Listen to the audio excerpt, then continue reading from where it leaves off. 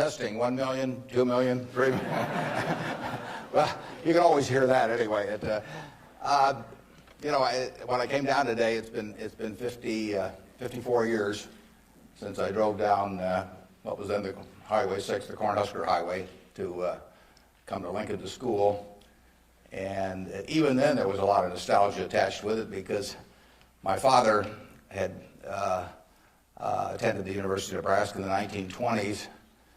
He was editor of the Daily Nebraskan, and one day a young woman from West Point, a student, came in to apply for a job as a reporter on the Daily Nebraskan, and my father not only hired her as a reporter, but he married her shortly thereafter. So both my parents attended here. My grandfather on my mother's side was here in the 1890s, and so a lot of good things have happened to me because of the University of Nebraska. I received a terrific education here.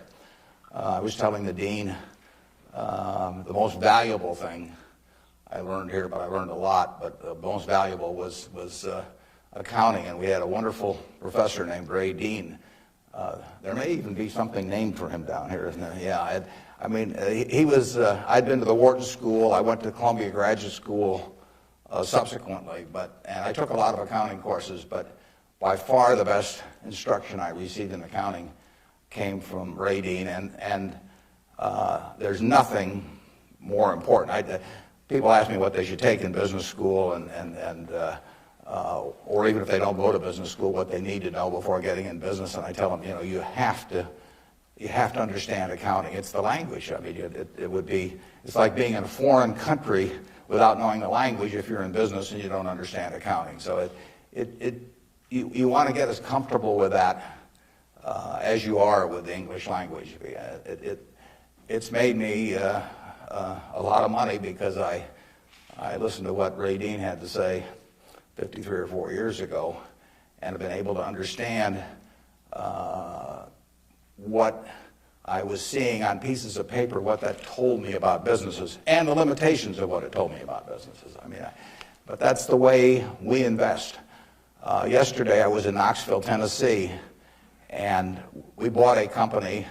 We agreed to buy a company called Clayton Homes about a week ago. It's a big company in the manufactured home business. We agreed to pay $1.7 billion for it. I made that deal over the phone without ever meeting the people there, but I had seen enough through reading 10Ks, 10Qs, annual reports, but looking at figures, what they tell me in terms of the kind of people even running the place, the kind of accounting decisions they make and so on. I was able to make that $1.7 billion transactions over the phone. Yesterday was the first time I met the people, and their board of directors had actually approved the deal a week earlier. So it's, I couldn't have done that if I hadn't have, had a great time at Ray Dean's class 53 years ago. So if I'm going to tout one thing, aside from this particular leadership class, of course, if I'm going to tout one thing, I would tell you that get comfortable with it. It may not happen the first week or the first month in the class, but get very comfortable with accounting. So I run into CEOs periodically who really don't understand it. They try to bluff their way through, and you can see in their faces, they're frightened almost when somebody hands them a balance sheet or an income statement. They really don't know what it means, and they have to count on somebody else. And that's something you shouldn't count on. We make all our acquisition decisions ourselves. We don't call in consultants or anybody. We don't call in investment bankers, much to their disgust. No investment banking fees in the Clayton Homes deal, because it's my responsibility running Berkshire to understand enough about our acquisition decisions to make them based on the numbers that I see and what I see there. This course, however, is about leadership, and I'd like to talk just for a minute about that, and then I'd like to really talk about whatever's on your mind, and we'll get questions. But leadership obviously it's a very simple thing in concept. My job as the leader of Berkshire Hathaway is to have visions and goals for the company overall, with a long time horizon attached to them, and then to get those goals accomplished through other people. That's what it's all about. I can't do it myself, so I have to know where I want us to get to. I have to see over the next mountain if possible, but then I have to get a lot of other people to look over that mountain with me and really do the job. I mean, they are the ones that get it accomplished. So it's getting things done through other people. Now, Berkshire is like many large corporations in certain ways, but it's really quite different in many ways. We have over 150,000 people now working for Berkshire Hathaway in dozens of companies throughout this country primarily, and even abroad a little bit. We have exactly 15.8 people in headquarters, and Deb Ray came down with me today, so we've only got 13.8 there today. And we're probably working just as well with those 13.8 as we would if Deb and I were in the office. But that's an unusual organization. I mean, we have dozens of operating managers, CEOs of their businesses, out there running them today, and they do it without any direction from the home office except for one very limited piece of direction that I give them, which I'll get to in a second. But we have these people, and they're an unusual group of people running these businesses because most of them have sold their businesses to us, and they're very, very wealthy. 3/4 of our managers do not need to work financially. They have no reason financially to work. Probably 3/4 of them are worth at least $50 million, and we have some that are worth in the billions. And yet these people jump out of bed every morning, and work, and they work weekends, and they love working. And why is that? And what's the key to that? Well, the key really is the same reason I keep working. I'm 72. I'm getting Social Security now, so I should be in Florida, pushing shuffleboard around or something of the sort. But I do what I can do. Anything in the world I want to do. But what I want to do is run Berkshire Hathaway. Now, why do I want to run it that way? There's a couple things. A, I get to paint my own painting. I go down there every day, and I feel like Michelangelo. They're working on the Sistine Chapel or something. Nobody else may think it's a great painting, but I get to paint my own painting. I do not have people second guessing me. I do not have people saying, why don't you use a little more red paint than blue paint? Why don't you paint a seascape instead of a landscape? I get to do my own thing. It's a form of creativity. It's exactly like somebody feels it's a professional golfer or somebody feels it's a painter.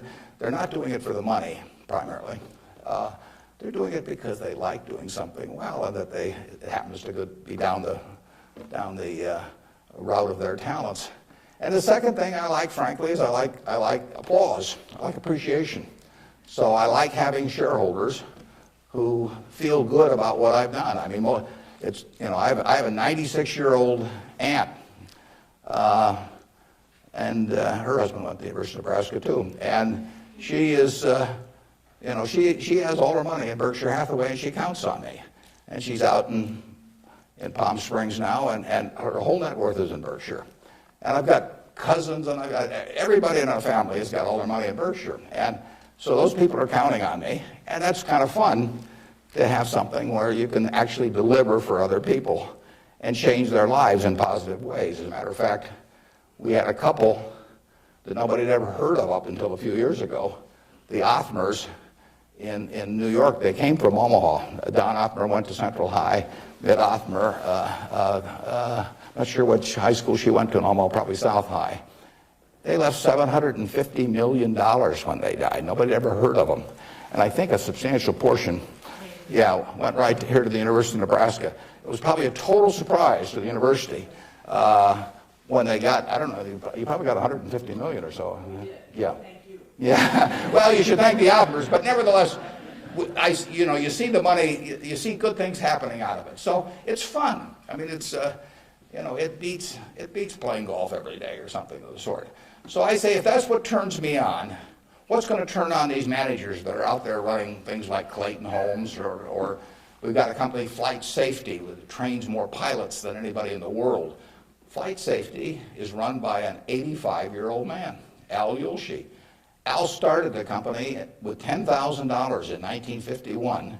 It now trains 4 or 5 times as many pilots as non-military pilots as anybody in the world.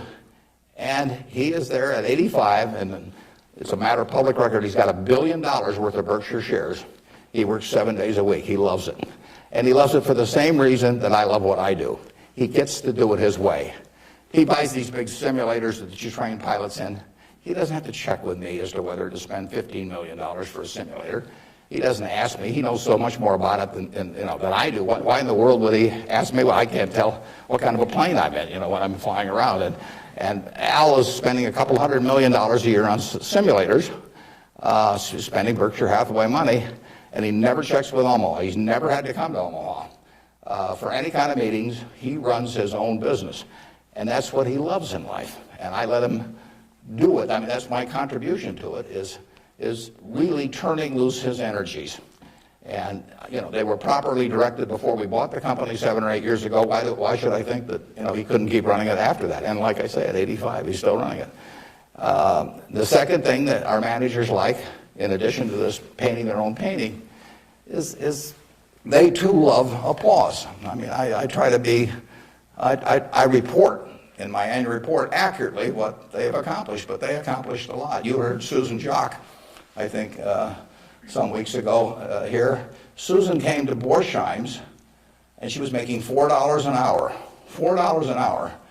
And at age, before she was 40, she became CEO of the second largest independent jewelry operation in the United States, from $4 an hour.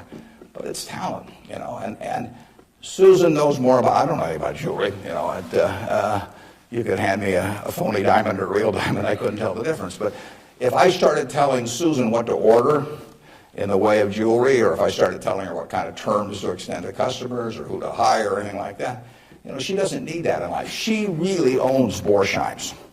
We have the stock certificate. We get the profits. We get accustomed to. But it's her baby. It's her baby. She decides, everything about that place. And so it's her creation. And that feeling of ownership is really extraordinary, and it's so much better. I mean, it's the way I like to work, and it's the way, Susan Jock likes to work. It's the way Al Yoshi likes to work. And Susan, like anybody else in this world, loves being appreciated. I mean, there'd be something wrong with her if she didn't. And the truth is, nobody appreciates her more than I do. I mean, she is a talent. And we are lucky to have her, and we're lucky to have all of these other managers. So leadership at Berkshire really consists of taking a bunch of people who, in a baseball analogy, would be 400 hitters, and just handing them the bat and just telling them to get up their plate and take a big swing. There's very little to it beyond that. One thing I do is I send them a letter. We don't have meetings in Omaha. Some of our managers, there aren't any meetings, and there's no catechism or anything else. Once every 2 years, I send them a letter. This is it. Roughly one and a half pages or so. The only instruction they get from us. They don't send budgets to us. We don't care about those. Some of the companies use budgets, some don't use budgets. We adjust to them. Some of the managers I talk to a couple times a week because they like to talk frequently. Some of them I talk to literally once a year because they don't like to talk to me. And whatever, it's up to them. I adapt to them. The only thing I tell them, and this letter, which went out January 20th, 2003, it says it's been 2.5 years since my last memo. Now, how many big companies have you have the managers out there? Been 2.5 years since they've heard from the home office. It's been 2.5 years since my last memo. Here are a couple things to keep in mind. And number one, and this is number one every time. This doesn't change. It won't change 2 years from now or 4 years from now or 6 years from now. Number one, we can afford to lose money, even a lot of money. We cannot afford to lose reputation, even a shred of reputation. Let's be sure that everything we do in business can be reported on the front page of a national newspaper in an article written by an unfriendly but intelligent reporter. In many areas, including acquisitions, Berkshire's results have benefited from its reputation, and we don't want to do anything that in any way can tarnish it. Last year, Berkshire was ranked by Fortune as the 4th most admired company in the world. This year, we were 3rd in the United States. They just published it. It took us 37 years to get there, but we could lose it in 37 minutes. And that's the message. I mean, we can lose money. It does, nicer to make money, but we'll figure out ways to make money.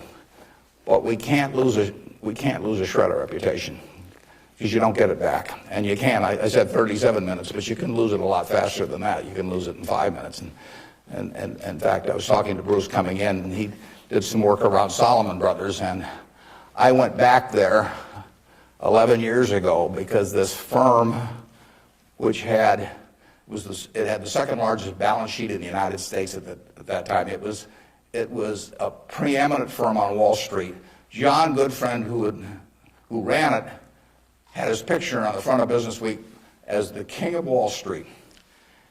And in late in April 1991, he made a fateful decision. It was reported to him that an employee down the line had flim-flammed the U.S. Treasury, had broken some rules, tried to play games with him. And John did not report that fact to the Treasury or to the Federal Reserve or to the SEC or to anybody else. He didn't do anything wrong himself, but he got behind the curve. He didn't report it. The president of the company, Tommy Strauss, didn't report it. If you saw that Katie Couric show on Sunday night on the Central Park Jogger, Tom Strauss was on there, but Tom Strauss ended up losing he was president of Salomon Brothers. John was chairman, John Goodfriend. They didn't do anything. They dawdled. And after a few weeks, the same guy that had committed the terrible acts earlier, on May 15th, he did the same thing again at a Treasury auction. And now they were in this terrible pickle because they had known about this on about April 28th, that this guy was a bad actor, and they hadn't done anything. And now on May 15th, he does the same thing again. And now if they go, they start feeling if they go and talk about it, that people will say, well, why weren't you in here before? So they just kept trying to shove it out of their mind and do other things. And it came within inches of destroying the firm. It destroyed their careers. I mean, John Goodfriend had spent 30 years in Wall Street and had a fine reputation. The king of Wall Street was brought down by one simple act of omission. All he had to do was pick up the phone. Jerry Corrigan was head of the New York Fed. He had to pick up the phone and say, Jerry, you won't believe this, but this crazy guy in our Treasury Department, a fellow named Mosier, has just done this thing, and I'm terribly embarrassed, and what can we do to make it right? I mean, and Jerry Corrigan, being Jerry Corrigan, would have turned red in the face and gotten very mad and issued a lot of language I couldn't repeat here, but in the end he would have said, thanks for calling and telling us about it immediately, and we'll slap a fine on you or do whatever is appropriate.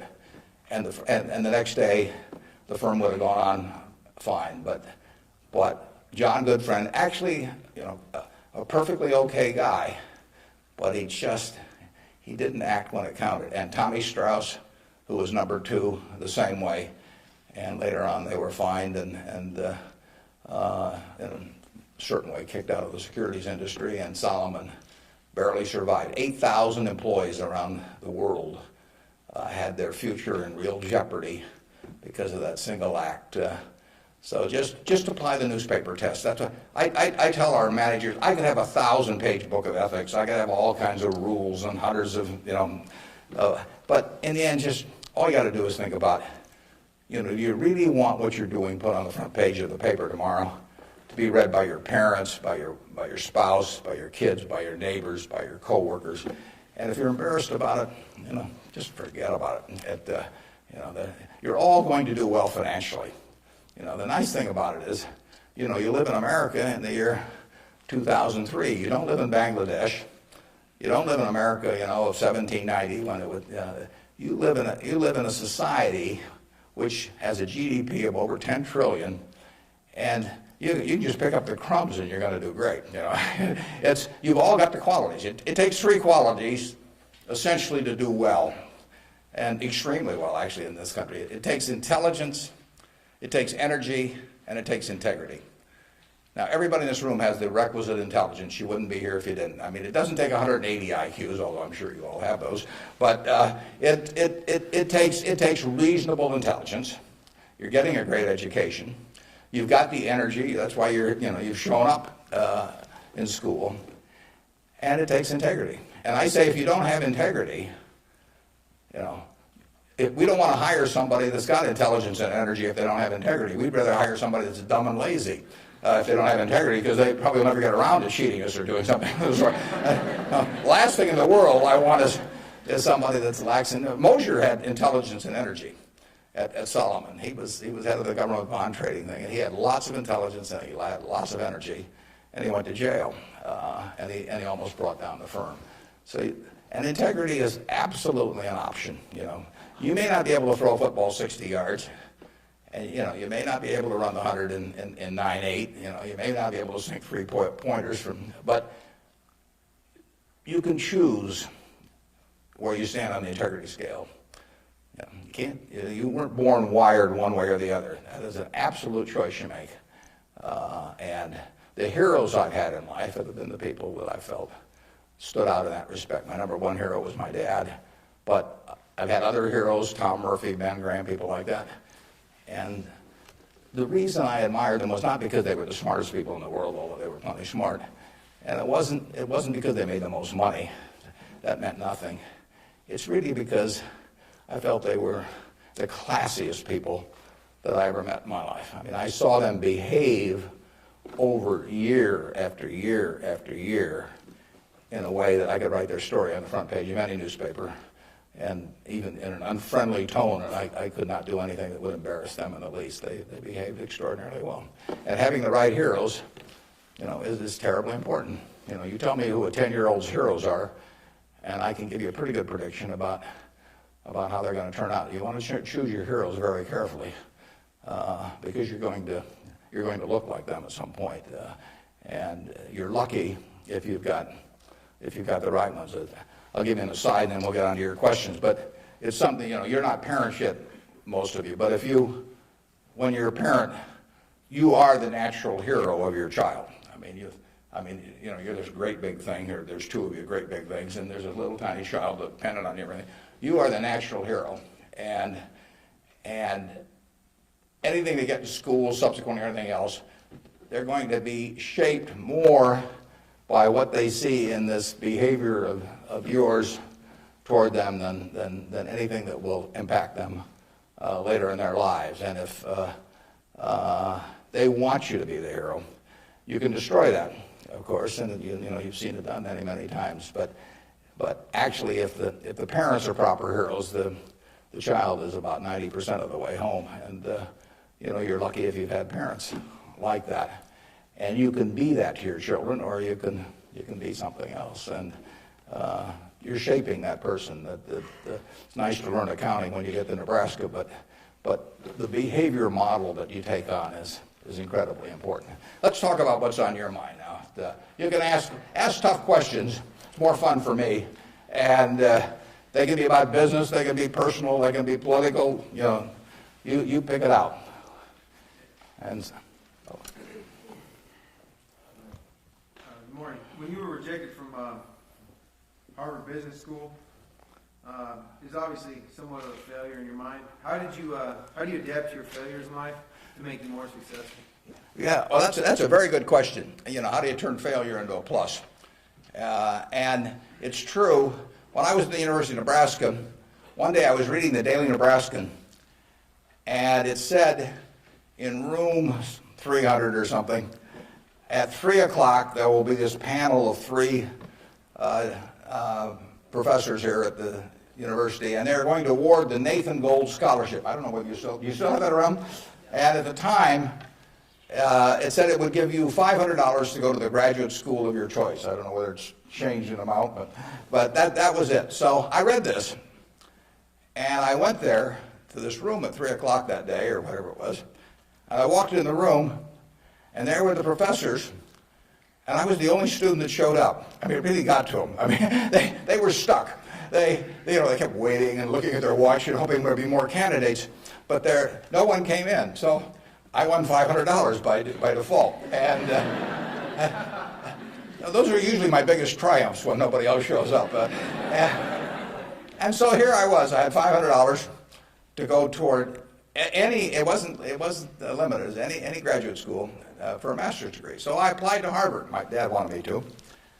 And I shortly heard from Harvard. And they said, go to Chicago and meet this fellow who interviews applicants from the Midwest. So I got on the train, and that's what you did in those days, and I spent about 10 hours on the Burlington going to Chicago. Then I transferred to another little interurban train to go up to this country day school where this fellow was the headmaster, and he was the big interviewer for Harvard. And I got there, and after about 10 minutes, he said, better think about something else. But, he come back later on. I was 19 at the time, and I looked about 12, and I acted about 8. So it was not a great combination. So he said, forget it. So I took the little interurban train back to Chicago, and I took the 10-hour train back to Omaha. And all the time I'm thinking, what do I tell my parents? It's kind of embarrassing. But it was the luckiest thing that ever happened to me. Because if I'd gone to Harvard, I would have gone to a 2-year business school. I instead applied to Columbia, where I could graduate in 1 year and get a master's degree. Luckily, that by the accident of it and being in the Nebraska National Guard, which did not get called up for the Korean War, I missed going in the Korean War. I got to meet Ben Graham, which had an enormous effect on me subsequently. And I probably got my wife that way because she was going to Northwestern. And I was able to put on sort of a full court press because I got out in 1 year. And otherwise, she'd have met some other guy. I mean, I got her before the competition showed up. And so it worked out wonderfully. It couldn't have worked out better. And that's been my life, basically. I mean, things, you will get some disappointments, but the future is what counts. It'd be fun if I knew every decision I was going to make was going to be perfect. It would not be as much fun. It'd be like playing golf and knowing you're going to hit a hole-in-one on every hole. You wouldn't play golf if every time you got on a tee, you just took a swing and the ball ended up in the hole. It'd be fun for a few days. You get on TV, but the game would not be any fun. So it's failure, and I wouldn't even consider them failures, but they're mistakes or whatever you want to call them. They're part of the game, and in the end, you go on, and we've made plenty of mistakes in business. We'll make plenty more, and the Babe Ruth, and for a long time, it subsequently got eclipsed by a few fellows, but he held the record for strikeouts. He also held the record for home runs and was the highest paid baseball player until the modern era came along. So it's part of the game. If you take big swings, you're going to miss sometimes. But the Harvard thing, you'll get a kick out of this. They invited me back to the 25th anniversary of this class to talk to them, and I went back. It was kind of embarrassing because this was the 25th reunion, and the class was talking about the next 25 years to these alumni that were back after 25 years. And my job was to talk about the next your financial future in the next 25 years. This was in, whenever it was, in the mid-70s. And right before me on the program, Masters and Johnson were talking about the next 25 years of their sex lives. So nobody stayed around for my talk. But that night at the alumni meeting, the fellow who was president of the class stood up and said, we're big enough to admit when we make mistakes around here, and we turn this guy down and throw him back in the water. And so now we'd like to make him an honorary member of the class. So they did it, and they voted, and everybody voted for it. And I stood up and I said, I recited the story that I told you. And I told him, I said, at the time I was kind of philosophical about this. I was young, and maybe my grades weren't that good or something. And so I took the rejection kind of well. But I said, now that I've met the people that got in the class, I'm really sore.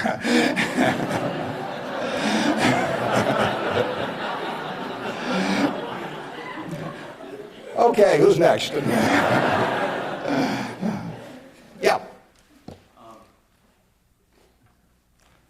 You can ask it, I'll repeat it. Okay.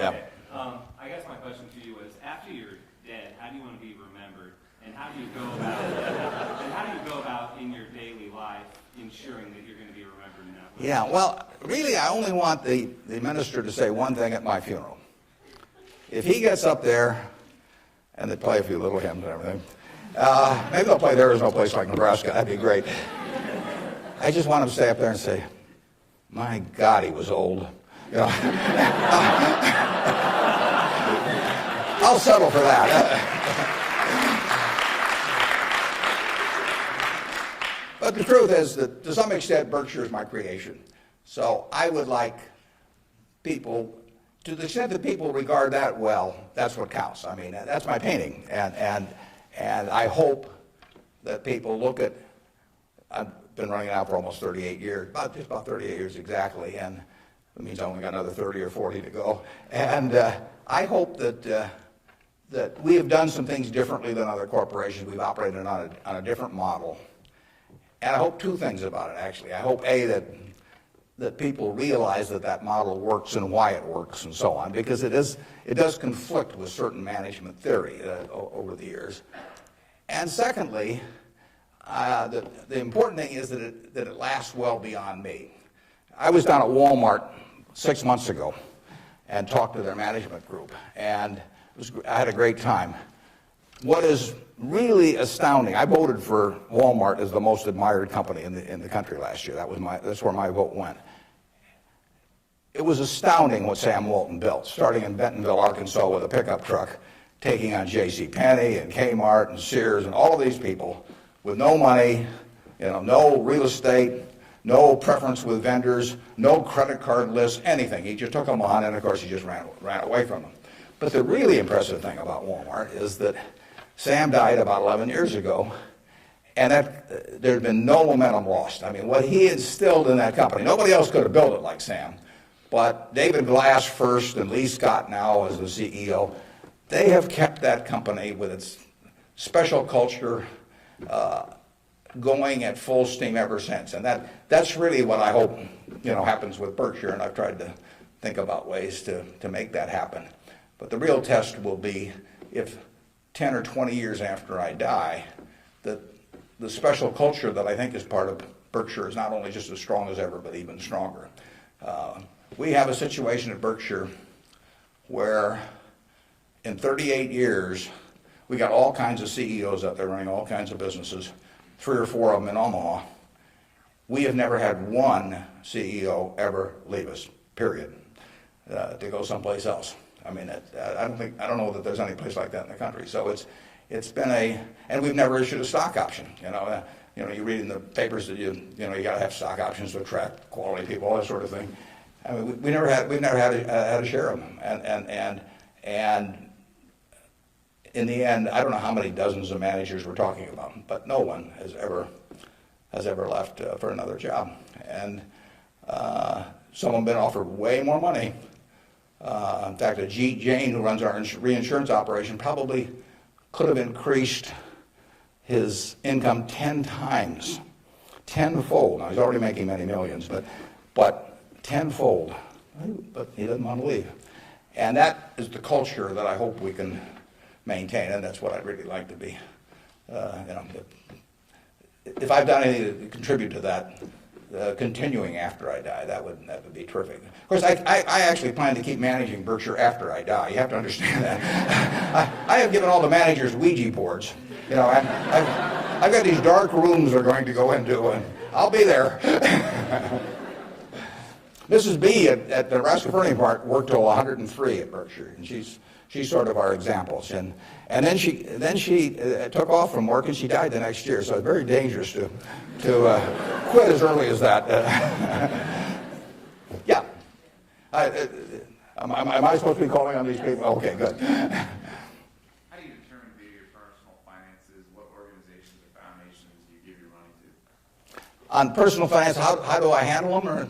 How do you determine where you make your donations? Oh, well, we've got there's a Buffett Foundation. Eventually it will have everything. I mean, basically everything I've made will go back to society. America's done it for me, and that's where it should go. I've got about an 8-page letter that the trustees have already seen. Incidentally, there's very few trustees. I don't believe in large groups of people making decisions. It gets to be, it sort of descends to the lowest common denominator. So there's only, maybe 5 or 6 trustees. Interestingly enough, not just by accident, but I picked the people who I trust in the most in terms of both their intelligence but also their quality to run it. After I have people I feel the surest of, a significant majority will be women. It'll be a woman-controlled foundation, and probably the largest foundation in the world at the time, but with a very small number of trustees. I have, in my letter, I tell them that I'm not going to give them any specific instructions as to what to do with the money. I tell them that their judgment above ground will be better than my judgment 6 feet underground. So in the end, I want them to do a couple of things. I want them to attack really big, important causes. I don't want them to give $1 million here and $1 million there and everybody that, that asks that they know and that sort of thing. So I don't want them doing things with an eyedropper. I want them to swing, take very big swings. And then I want them to measure what they're doing by the importance of what they're doing as contrasted to the natural funding constituency for that. Now, taking the health field, you got the National Institute of Health spending billions and billions of dollars. You got all kinds of money going into medical research. It'd be crazy, in my view, for the Buffett Foundation to be engaged in medical research. It's not that the subjects isn't important, but there's already a huge funding constituency. It would be crazy for the money to go to Harvard or something of the sort. It isn't a fine educational institution, but you've got all of these people that give money to Harvard, and they've got a rich alumni base and all of that sort of thing. So I want the combination of a terribly important program and the lack of a natural funding constituency. Well, where do you find that? You find that with unpopular causes to quite a degree. Rockefeller felt somewhat the same way. It's interesting. He was the first major patron of any sort of black colleges in the United States. Now, if you think about it, black colleges had no funding constituency. Their alumni didn't have any money, basically, if you go back 75 or 100 years. So there wasn't any money coming in. People didn't, they didn't build great businesses and then leave tens or hundreds of millions of dollars to the institution. And it was self-perpetuating. And so Rockefeller stepped in, and he took a group of black colleges and funded them in a very, very big way. And I admire that kind of a decision enormously.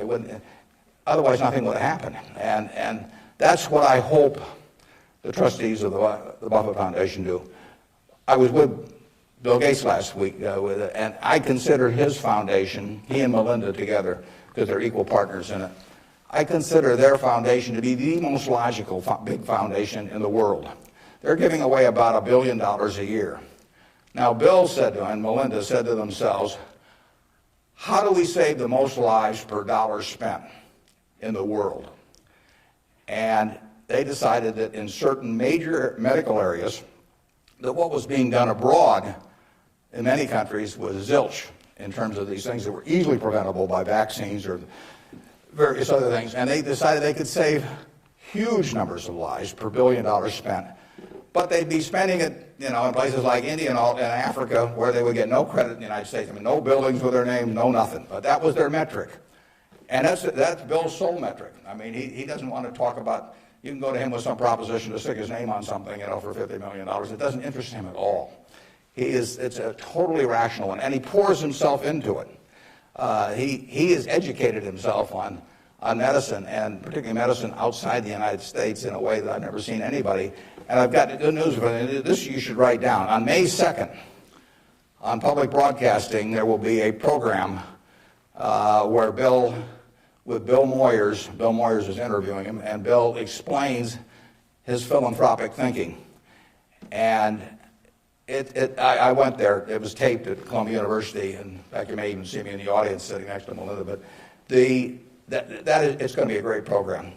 They took about an hour and 20 minutes, and it's going to get edited down to 56 or 58 minutes. But you will hear as cogent an argument for rational philanthropy on that program as you'll ever hear in your life. So it's interesting. That program came about because about 2 years ago, I asked Bill a question at a group I get together, something akin to what you asked him. I asked him to talk about the evolution of his philanthropic thinking.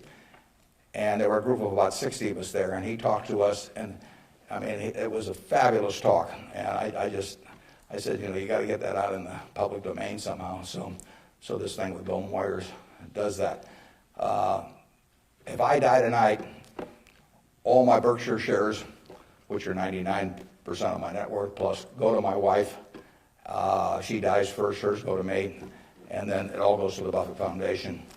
And it will then be active on a very big scale. And those are the guidelines. And who knows what those problems will be. I mean, it might well have been civil rights in the early 60s. I mean, the civil rights organizations, were not being funded by anybody. And I mean, money wasn't the big problem, but it was a problem in the civil rights arena. And there was no natural funding constituency for that. It was a very important issue, but it was an unpopular issue in many respects. And it seems to me that's where the money should go, particularly if you have it on a big scale where you can really do something. Depends when I die, but 10 or 15 years from now, the foundation could really, it could have a lot of money. And so they could do some things that nobody else could attempt. And it won't be what people want them to do. That's the nature of it. If it was what people wanted to do, it would already be being done. The interesting thing, the contrast between business and philanthropy is interesting. In business, I swing at easy pitches. I stand there at the plate, and if I like pitches 1 inch above my navel, right in the center of the plate, I can wait and wait and wait because there's no called strikes. As long as that bat's on my shoulder, nobody's calling a strike. If the pitcher throws me General Motors at 36, IBM at 82, Microsoft at 25, and I don't swing, it's not a strike. It's not a hit either, but it's not a strike. Only when I swing is it a strike. So I wait for easy pitches. I wait for things I understand are exactly in my sweet spot. Philanthropy is just the opposite. You're looking at the toughest problems the world faces, and they're intractable to some extent. These are tough problems. And they have resisted the utilization of money over the years, and that's what makes them tough problems. The problems you can solve with money are the easy ones. It's the problems you can't solve with money. So they are very tough problems. One thing I've gotten involved in just a little bit recently is something that Sam Nunn is heading, the former senator, called the Nuclear Threat Initiative.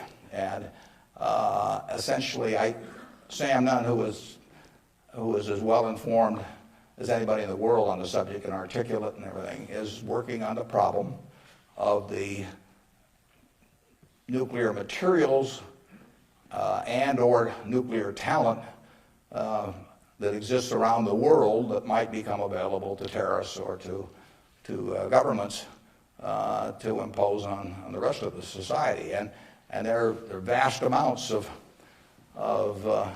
uranium and lesser amounts of plutonium, and there's a lot of unemployed Russian scientists and so on. So this is something that Ted Turner actually set up a couple of years ago and got Sam to handle. And because AOL Time Warner stock, which was being used to fund it from Ted, has gone down a lot in price, they've run short of money. So that's something I'm involved in. It doesn't, it's not something that has any popular appeal. You can't send out something and get hundreds of thousands of people to respond. But that's the kind of thing that I think the foundation should be doing. Yeah.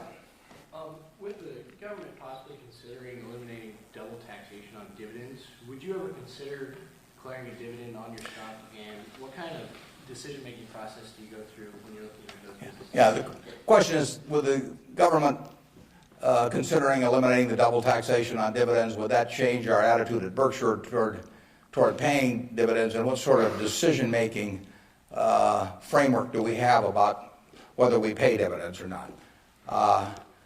Berkshire, I took it over in 1965, and we paid 10 cents a share one year. It happened in the late 60s. I can't remember it. I blocked it out of my mind. I must have been in the men's room or something, because that was the only dividend we paid. The determination is very simple on dividends.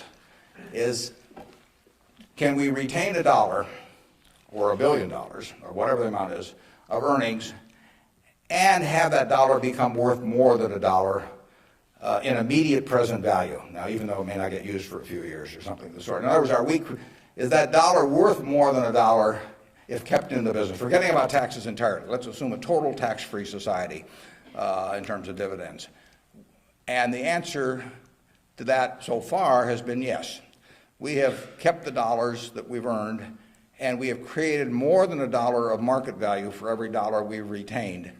And as long as we can do that, it's silly to pay out $1, even if it's not taxed, and put it in my pocket, where it's still only worth $1 if I can create more than $1 worth of value in the stock. So we have done that now for a lot of years. It doesn't mean we can do it forever, but we've done it for a lot of years, and that is the test. And you will find in the back of the Berkshire Hathaway annual report, which we'll be glad to send to any of you. It's on the internet also. But you'll find in the back of the Berkshire report something that isn't in any other report that I know of. It's something called the Economic Principles of Berkshire Hathaway. That's been in the report every year now for at least 20 years. And those principles don't change. That's why they're principles, and it's why I'm willing to lay them out. I mean, if I act in conflict with those principles, I expect the owners to, to call me on it. But I look at the investors in Berkshire as my partner. Now, I'm the managing partner. They can't, because I own so much stock, they can't do much about me. So they ought to know what the game is if they join us. And that doesn't mean everybody wants to join us, but they ought to know what the rules are. Just as if you and I were starting a partnership and I was going to run it, you'd want to know, how we were going to conduct business and what my thoughts were and what my time horizon was. Would we ever sell? Would I make distributions? All that kind of thing. So those principles cover this point you raised. I don't forget what's the third or fourth one or something like that. But it's explained there, and I want people to I want our owners to understand it. I mean, I look at every owner when I write my annual letter to shareholders, which takes me an ungodly amount of time. I mean, it's miserable. But nevertheless, it's important because it is the one time a year I'm talking to my partners. And when I started out, I actually mentally put Dear Doris and Bertie, because those are my sisters. And they have all their money in Berkshire. They're smart, but they're not financial types. I mean, they're not spending their time on that. And I essentially want to be talking to them as bright people who don't know a lot of financial jargon necessarily, but they're interested enough that they'll read a lot because they got all their money in it. So I don't have to worry about keeping it short or anything like that. If I'm talking about their money, I've probably got their interest, and I take that off at the very end, and then I take off Dear Doris and Bertie, and I put to the shareholders of Berkshire. But I want to tell them exactly what they're in. I want it to be just as if our roles were reversed. That's always the test.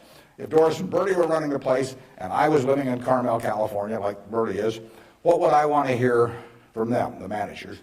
And one of the things I want to hear is just exactly the question that you asked. What is your attitude about distributing money from the company? Because I get to make that decision along with the board of directors, and they don't. And some managements withhold money that really belongs to their owners because they like building a kingdom. Some of them, do it out of fear or anything like that. I think I'm doing it for a rational reason, and I want to explain that reason, but I tell them how to test me on that too, because I think I should be tested. And it's a very important relationship that really has deteriorated over the years, in my view, between management and owners. I mean, you've seen in the last 10 years a slippage, in my view, of the behavior of American CEOs. I mean, obviously, all kinds of exceptions, but it's very interesting because they're not crooks or anything, most of them. There's a few, and they've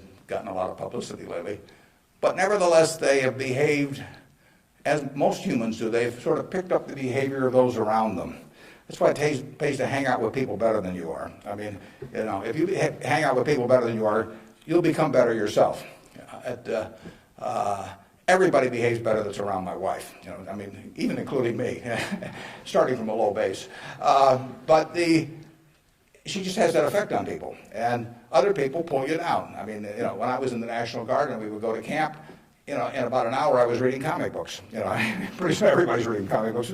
The language, every other word becomes some form of profanity. Everything. You just sink. Well, what happened to American CEOs in the 90s is that the behavior, the situational ethics, sort of caused behavioral norms to sink. I say it's a little like how Mae West described her career. She said, "I was Snow White, but I drifted." And American management drifted to quite a degree during that period. I think it's very important what that relationship is. People have given you their money at Berkshire Hathaway or any other company, and I'm a trustee for them in effect. And then the question is, they ought to, since I control the place, they ought to know the yardsticks. So if you do go to our website, go to the back of the report, and there's something that says economic principles, and we try to discuss everything that's important. And I tell them I'm going to put them in there every year so that they can, they can hold me accountable. Yeah.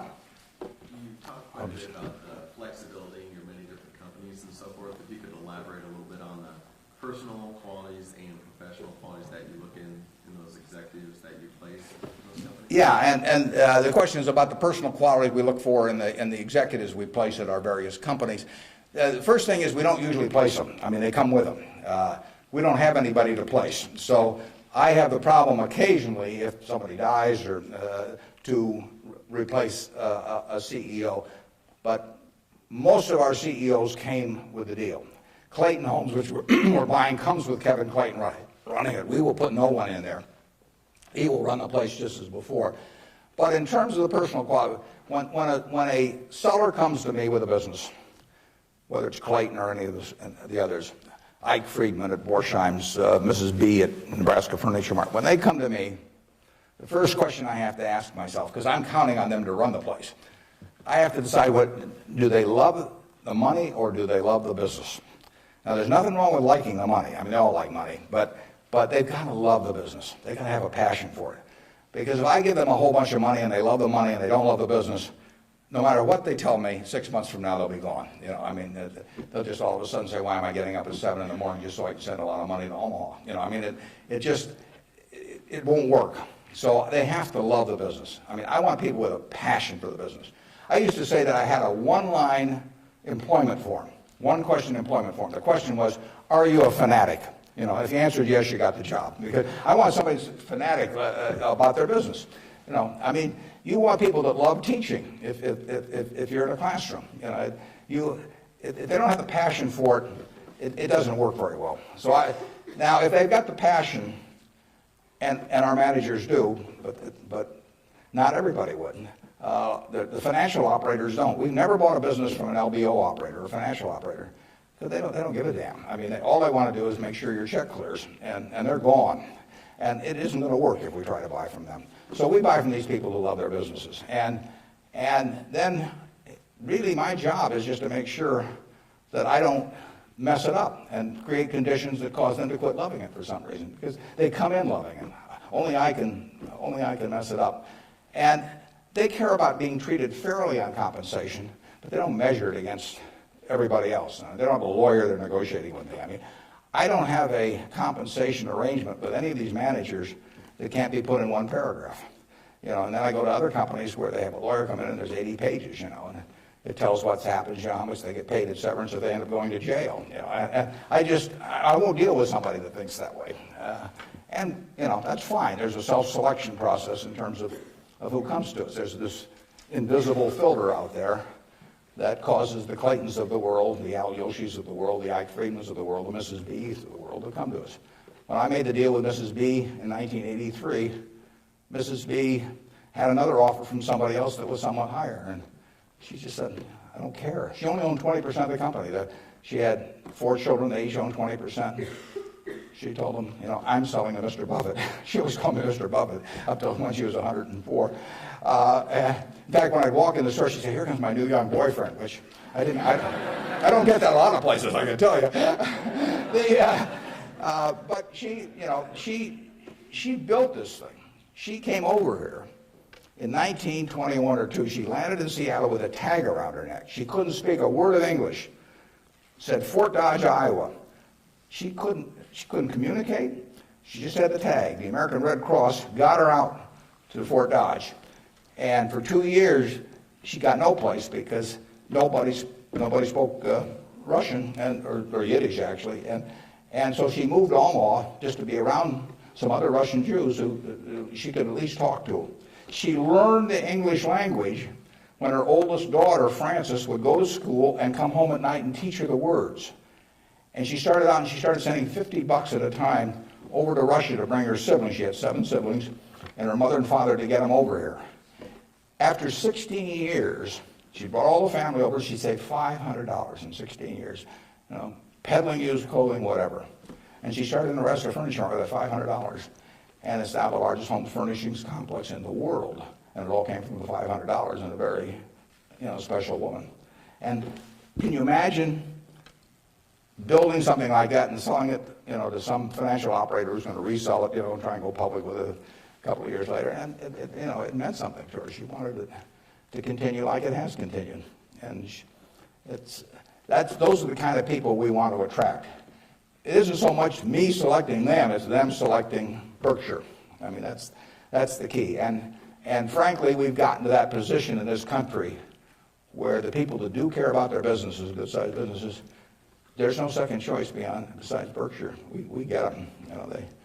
They come to us. We had a woman, Doris Christopher, come to us last year. Doris Christopher, in 1980, had 2 little girls, lived in Chicago, lived in a probably $20,000 house. And she and her husband both worked. She's looking for something to do to make a little extra money.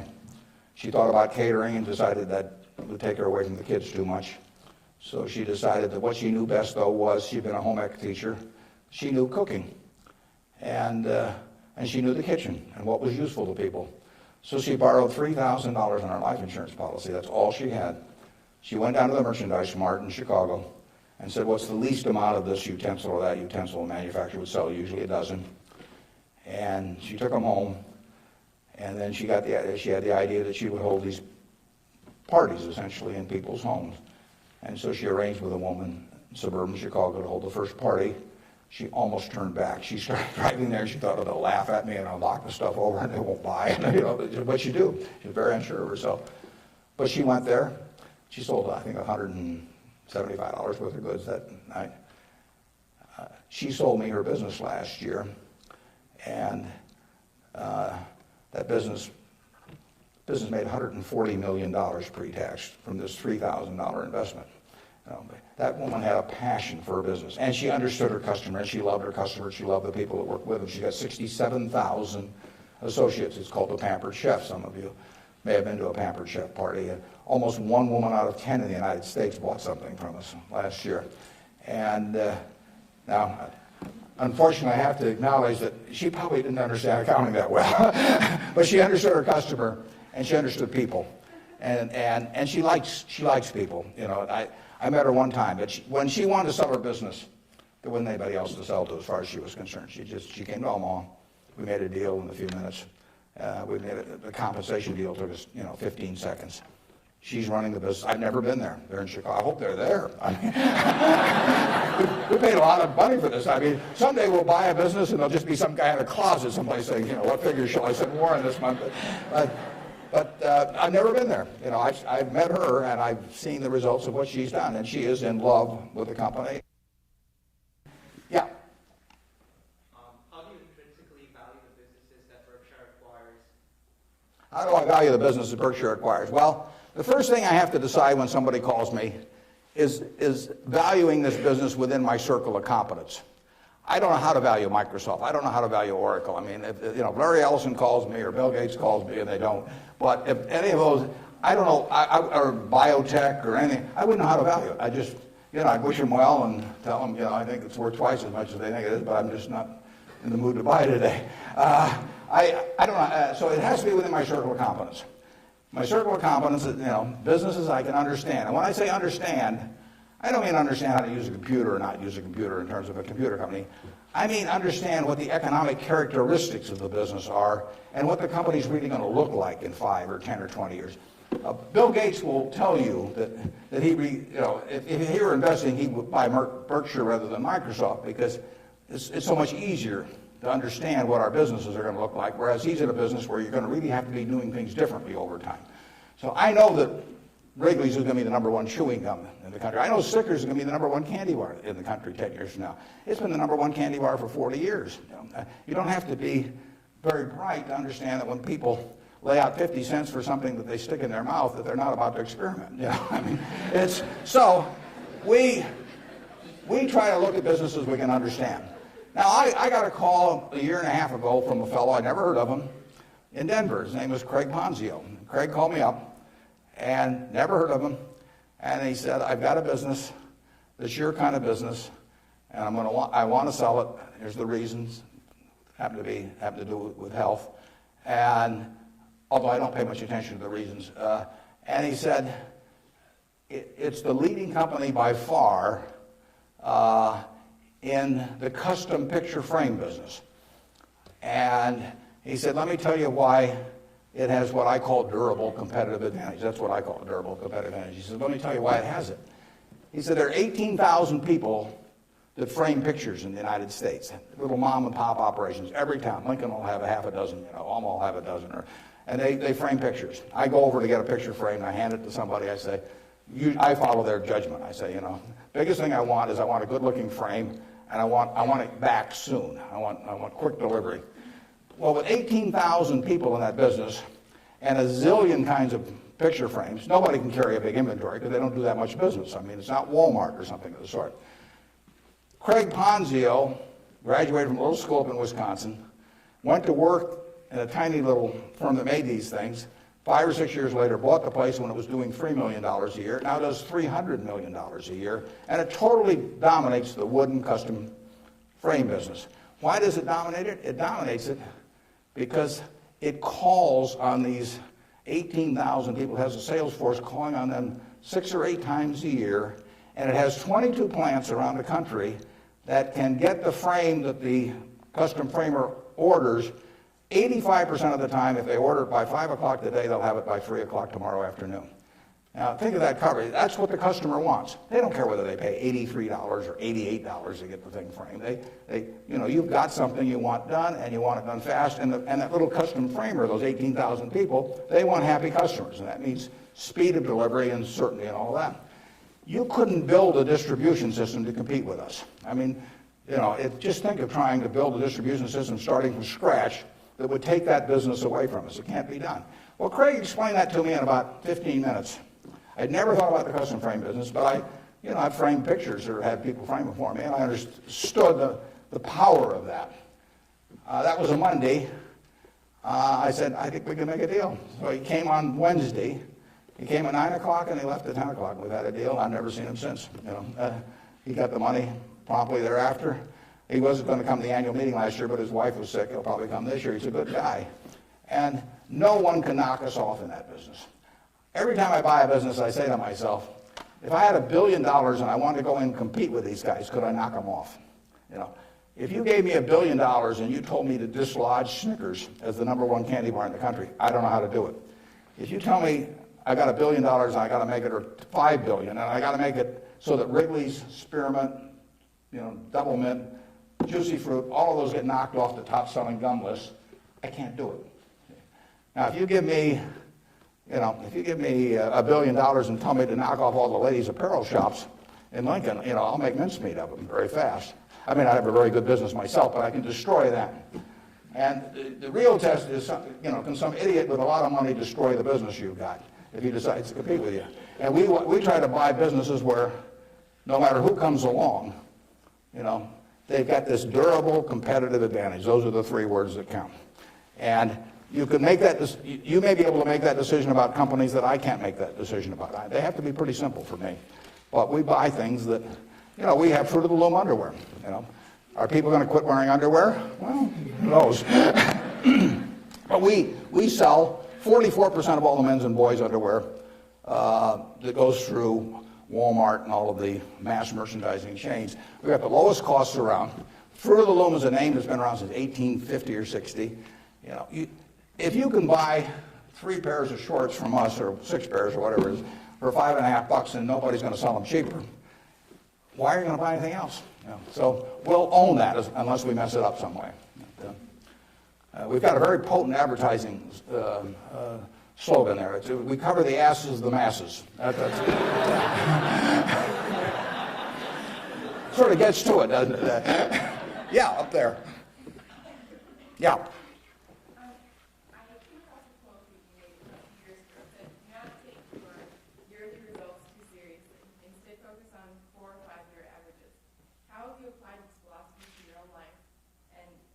Examine your successes in your personal life based could you repeat that just a little louder? I think I got most of it, but try me again. Okay. I'm going off your quote that says, do not take yearly results too seriously. Yeah. Instead, focus on 4 or 5 year averages. How have you applied this philosophy to your own life? Okay, yeah, the question is, since I say 1 or 2 years doesn't make much difference in business, but longer term does, how do I apply that in my life? Well, I could probably give you some terribly philosophical answer on it, but the truth is I get up every day and just do what I love doing. And I want people around me to have good experiences, but the truth is I don't spend most of my time thinking about that. I mean, I spend most of my time thinking about what can I do to keep Berkshire going the way it has gone. But I will tell you how to apply that, and it works reasonably well, I think, at Berkshire, because we get this self-selection of people to join in. I mean, we have created a working environment where in 38 years nobody's left that runs it. So I do feel good about that, obviously. I feel good about the results of the investors and, the Hoffners and those people. I mean, actually, I think a fellow may write a book about what's happened with all the money that all these different people have made in Berkshire. But I'll tell you the test on that, and it's a terrific question, because you will, when you get to my age, you will not measure how well you've done by how much money you've got. I can guarantee you that. You'll all do fine on money anyway. I mean, think about it. 7 hours a day, you're in a bed. You got exactly the same mattress I've got. If you don't, we'll sell it to you at the furniture mart. So we're on a parity. I can't outdo you, in terms of my sleeping enjoyment. You can match it by buying this mattress, which we'll give you a special price on. Just mention my name. We eat at the same places, We eat at Dairy Queen, particularly if you're in my position because we own it. But we eat at McDonald's and Burger King, and when I leave here, I'll stop by a fast food place. So our eating experiences are the same. We travel the same. I mean, I had a 10-year-old car up till about a year ago, and it just doesn't make any difference to me. They all work. We live in a place that's warm in the winter and it's cool in the summer, and we watch the Super Bowl on big screen TV. You do it, I do it. We dress more or less the same. I mean, I pay more for my clothes, but they look cheap when I put them on. So we're really on a parity. Yeah. So the money isn't going to be that big a deal. Everybody in this country is going to, with the intelligence this group has, the energy you have, you're going to do well. So what's the difference? What really counts? Well, I would say that you will measure. Health is enormously important, and that's a matter of a fair amount of luck. I mean, so I'm not shortchanging it. I'm just saying you can't do too much about that. But you will measure your success in life by how many, and extent, whether it's the people you want at 70 or whatever the age may be, you'll measure it by how many of them really love you, in the end. I mean, you can't buy love. I mean, it doesn't work. You can buy sex, you can buy testimonial dinners, you can buy your name on buildings, you can do all kinds of things. But the only way you get to be, love is to be lovable. It's kind of irritating, actually. If you got a lot of money, it'd be more fun to just write out a check for $1 million. So everybody, from now on loves me. But it doesn't work that way. And in fact, the only way is to be lovable. And I've got this friend who came out of Auschwitz and had at least one member of the family die there. And what is it now? It's 60 years later.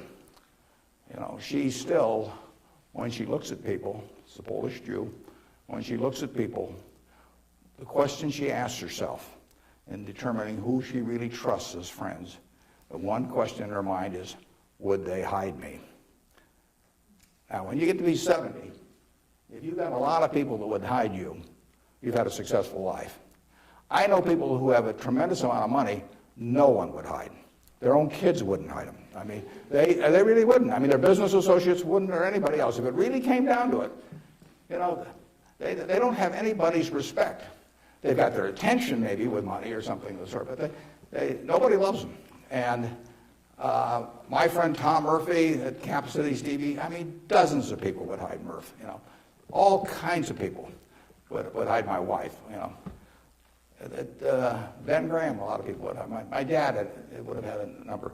And then, like I say, that I can tell you people that, everybody may pay homage to them, and the kids may put up with them and hope they don't change their will or something, but the truth is that nobody would hide them. And if you've got a lot of people that would hide you when you get to be 70, you will have had a very successful life.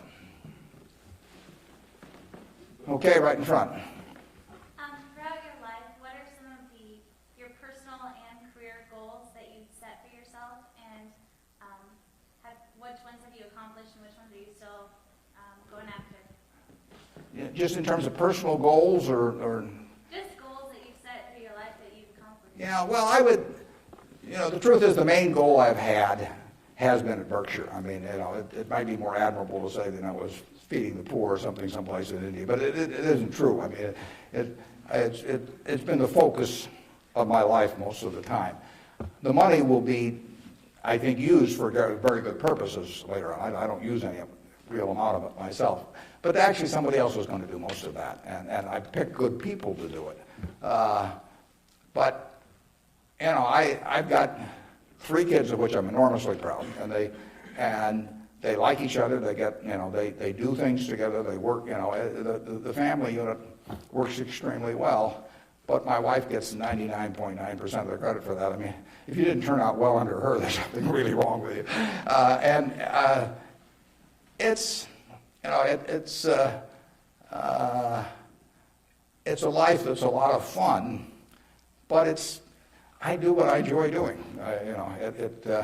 I play lots of bridge on the internet because I like to do that more than anything else. I used to do way more reading. I do a lot of reading, but I used to just read all the time.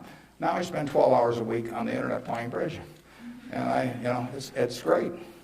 I will talk to the Microsoft Summit here in about a month, and I tell this group, and there's all these high-powered internet types, and I tell them, look, you guys are all failures because here I am, got all kinds of money. I've been fooling around with the internet now for 10 or 12 years. I spend 12 or 14 hours a week on it, mostly bridge, but I do, the Google searches, and if I'm writing a talk, I look up all kinds of information on it. I read the New York Times, the Wall Street Journal, 10 o'clock the night before, and all these things. And you guys are getting exactly $120 a year out of me. I mean, that is a failure. They have not figured out how to get any money out of me. And I gave them this talk last year, and this year I'm going to go back there and say, you've made no progress at all. It's $120 last year, it's $120 this year, and in between I've had 600 hours of enjoyment and learned all kinds of things. So I do enjoy, that. I enjoy that more than anyone. Now, when I was young, I thought I had a lot of money. I'd own a professional sports team, and I'd play golf all the time, maybe have my own private golf course, and all kinds of things. Just doesn't mean anything to me, I have something where 365 days a year, everything is good. I work around terrific people. One of them is here today that came with me, that drove me down. And I mean, I get to select the people I work with. That's a huge, huge luxury.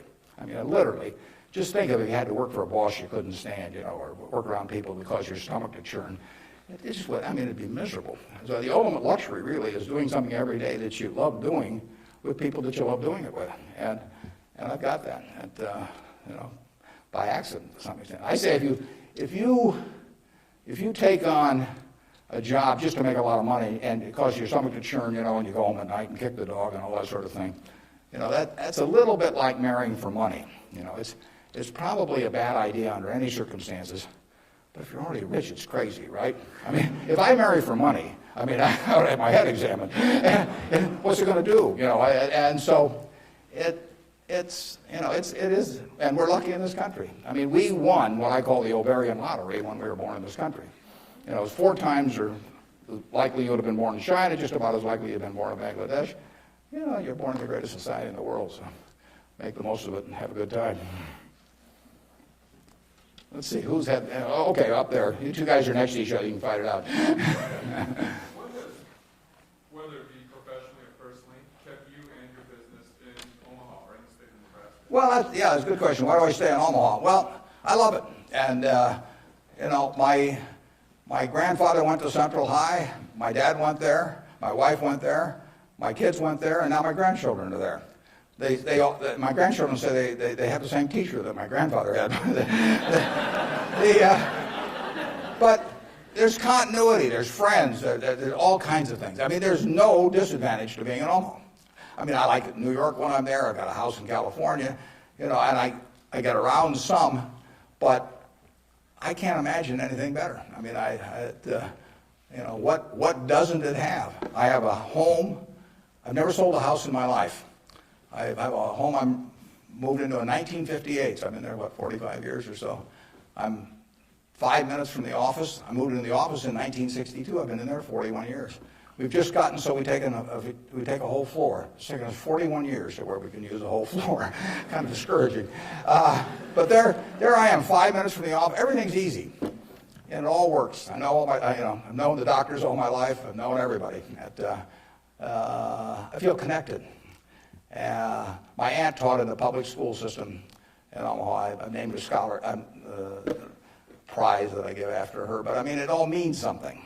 And I've lived in New York for a couple of years. I lived in Washington, D.C. for some years. I never felt that kind of connection at all. So and there's absolutely no disadvantage. I get the same information. Actually, with the internet and Bloomberg and all that, no one can get any information any faster than I can get it. And there's just no downside. And I think it's been a terrific environment for my kids to grow up in. I mean, my kids have grown up in a neighborhood, perfectly normal neighborhood. I mean, no fences around it, no golden ghettos or anything of the sort. They've gone to an integrated public school. School has probably had between 20 and 30% black students for 75 years. They have great teachers. I mean, I think that part of education is a total life experience, and I think it's great that we have a good public school system in Omaha. I mean, if I lived in Washington or Los Angeles or New York, I'd have to send my kids to private school. I wouldn't want to do that. I'd do it because I wouldn't send them to a vastly inferior school just to prove some point. But the nice thing about it is I haven't had to make that choice in Omaha. I've got classy public schools, the same kind I went to 50 or 60 years ago. And they get more out of that experience, in my view. They have a better balanced view of life going through that experience than if I sent them off to some private school. I was with, actually, last week, there were 6 couples. Bill and Melinda Gates arranged it, and they had the headmaster of a private school in Seattle that Bill went to, and it's a classy school. But, if you're, I gather in terms of the public school system, that you're making a conscious decision to hurt your kid if you don't send them to a private school, if you can afford one, and that's why these people do it. And I don't blame them. I mean, I do the same thing. But the nice thing about it is that Omaha, and I'm sure Lincoln as well, and throughout Nebraska, we have kept a good public school system. And frankly, I think that's one of the most important things in America, because one of the things has made America what it is. Think about it. 1776, 3 million people in America, 300 million people in China. They had 100 times as many people. They had the same IQs we had. They had the same physical abilities and all that sort of thing. They had a culture that went far back. They had lots of natural resources. We didn't know about it then because we didn't have oil and they didn't have oil, but we both had oil in the end. Coal, all these things. Educational institutions that far surpassed ours at the time. And now we end up, 230 years later, we end up with, 36 or 7% of the world's GDP, from those 3 million people. Something about this system really works. Now, I think one of the things that works about it is we come closer to equality of opportunity than any major country in the world. But one of the keys to having equal opportunity is a good public school system. If you have one public school system for the rich and one for the poor, you do not have equality of opportunity. It's really one of the top things on my list. And when I got asked about, what you can do with money, I think that anything that creates equality of opportunity, right from the word go, I'm talking about from when you're 5 years old, and actually my daughter's working on something that goes back before that, but anything that creates equality of opportunity is what's going to keep, America the kind of America that we have now. It's vital, and there's nothing more important than that than having a first-class public school system. And unfortunately, the communities where they've lost it don't get it back. I say that an outstanding